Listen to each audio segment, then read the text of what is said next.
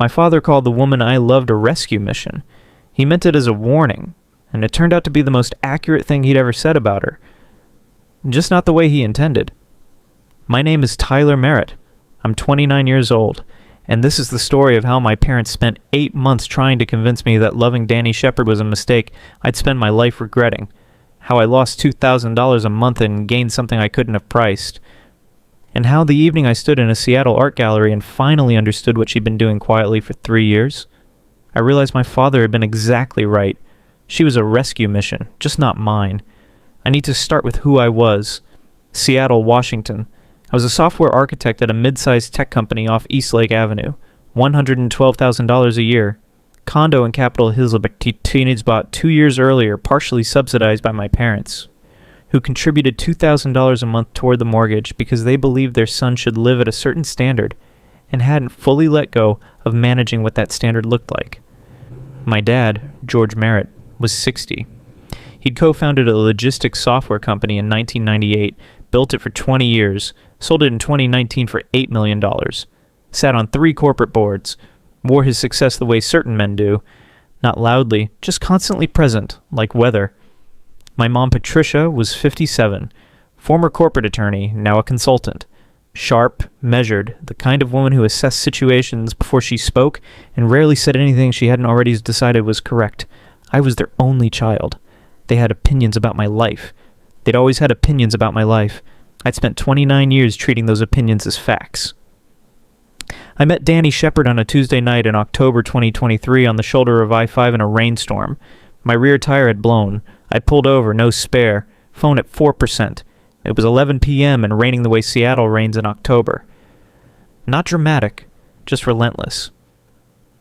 A car pulled in behind me. A woman got out. She was wearing scrubs under a rain jacket, and she walked to my car with the specific energy of someone who had already assessed the situation and decided what needed doing. "Tire," she said.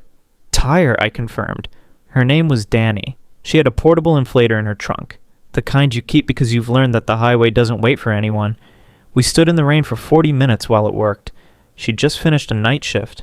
Supervisor at a hospital laundry facility in Sodo. $34,000 a year. We talked the entire 40 minutes. I asked for her number before she drove away. She gave it to me. Over the next 8 months, I fell in love with her the way you fall in love when you're paying attention, gradually, then completely. She lived in a small 2-bedroom apartment in South Seattle with her younger sister Lily, who was 19 and had Down syndrome. Their parents had died in a car accident 3 years earlier. Danny was Lily's legal guardian, had been since she was 24. I noticed things about Danny the way you notice details that don't fit a simple explanation. At restaurants, she always ordered toward the lower end of the menu. Not obviously, just consistently. I started watching. She was calculating. I didn't say anything. She declined a weekend trip I'd planned to Portland.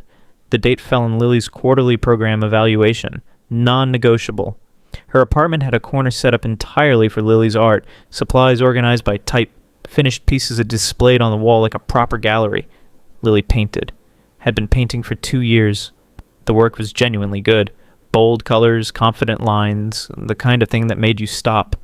In May, I told my parents about her. Sunday dinner at their house in Mercer Island after dessert. I told them who she was, what she did, about Lily. My dad set down his coffee cup. "A laundry facility, Tyler." "She's a supervisor," I said. "With a disabled dependent," my dad said. "Do you understand what you're taking on? This isn't a relationship. This is a rescue mission." "She doesn't need rescuing," I said. "Everyone in that situation needs rescuing," my dad said. "The question is whether you want to spend your 30s being the one who does it." My mom looked at her hands, then at me. "We're not saying she's a bad person. We're saying this is not the life we imagined for you." "I know," I said. "I'm not asking you to imagine it. I'm telling you it's what I want." My dad gave me 2 weeks to reconsider. Then he stopped the $2,000 a month. I refinanced. Tighter but manageable. I didn't leave Danny. My parents and I stopped talking in any real way after that. Polite calls on holidays, surface conversations, the specific distance that follows a decision they hadn't authorized. In July, I found out about the $400 a month. I was at Danny's apartment when the director of Lily's arts program called. I heard Danny's side of the conversation, something about enrollment confirmation and a payment schedule. When she hung up, I asked about it. She'd been saving $400 a month for 3 years, $14,400 total, to fund Lily's enrollment in a specialized arts program for adults with Down syndrome. The one that had the supplies, the instructors, the structure Lily needed. "Why didn't you tell me?" I asked. She looked at me. "Tell you what? That I saved money for my sister?" "You've been doing this for 3 years," I said. "She needed the program," Danny said. "The money had to come from somewhere." I sat with that for 3 days. In August, I found out about the grant.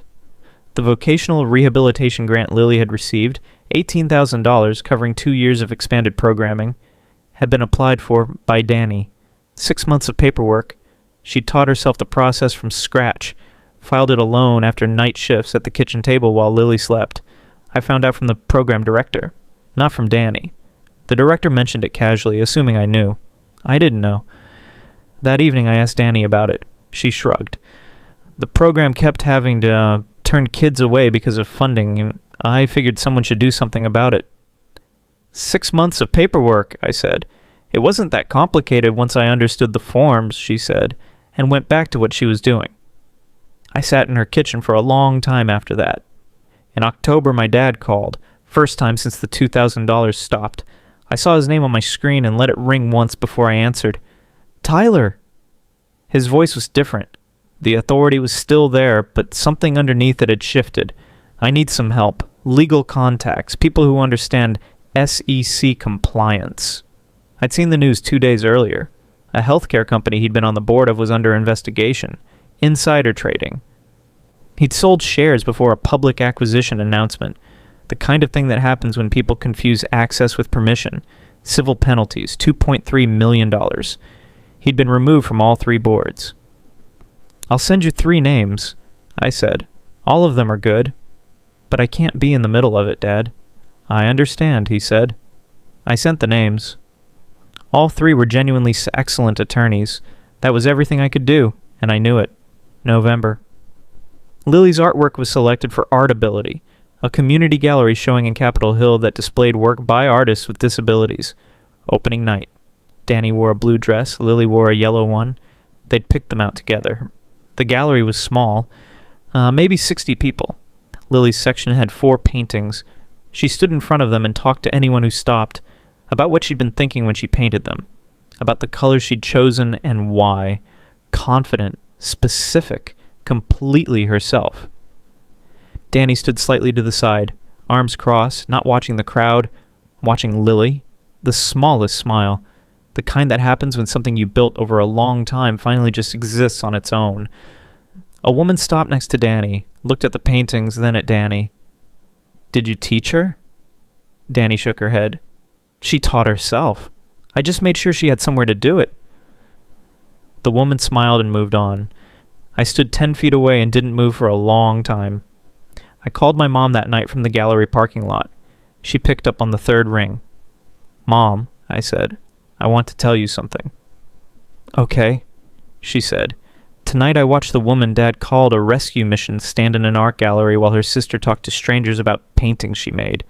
Danny worked nights for 3 years so Lily could go to day programs. She saved $400 a month for 3 years and filed 6 months of grant paperwork by herself. After shifts at her kitchen table without telling anyone. She did all of it without asking anyone to notice." My mom was quiet. "I'm not telling you this to make you feel bad," I said. "I'm telling you because Dad called her a situation. She's been the solution the entire time for Lily, for herself, for me." My mom's voice, when it came, was quiet. "Is she good to you?" "Yes," I said. A long pause. "Okay," my mom said, softly, like something settling. Danny and I got engaged in March. Small dinner. My parents came for dinner in April. My mom brought flowers. My dad shook Danny's hand and said, "I owe you an apology." Danny looked at him. "You don't. You were protecting your son. That's not nothing." My dad didn't say anything else, but he looked at her the way that people look at someone who just said the thing they needed to hear and had no right to expect. Here's what I know now. My father looked at Danny's circumstances and saw a burden. He saw a laundry facility salary and a disabled dependent and a life that didn't match the template he'd built for his son. He stopped looking there. He never got to the part where she'd saved $14,400 in 3 years on a $34,000 salary. Never got to the 6 months of grant paperwork. Never got to the corner of the apartment set up entirely for someone else's art. He called her a rescue mission, and he wasn't wrong. He just had the direction backwards. Here's what I want you to take from this. The people who look at someone's circumstances and call it a burden have usually decided what they're seeing before they've finished looking. They see the surface, the salary and the situation, the things that don't match their expectations, and they stop. They never get to the substance. And the substance is always where the real person lives. Danny didn't need my parents to believe in her. She didn't need anyone to believe in her. She'd been doing the work for 3 years before I ever showed up. Quietly, specifically, without an audience. The $400 a month, the grant paperwork, the corner of the apartment, the 40-minute phone call at 2 a.m. That's not someone who needs rescuing. That's someone who already knows how to do it. My dad called her a rescue mission the day he met her.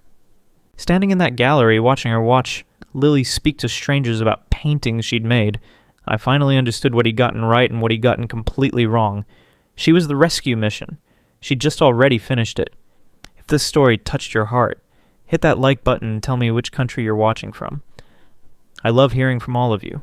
Subscribe so you never miss these stories about the people doing extraordinary things in quiet places, and about learning that the person someone calls a burden is often the one doing all the caring. New story every single day. See you in the next one. Take care.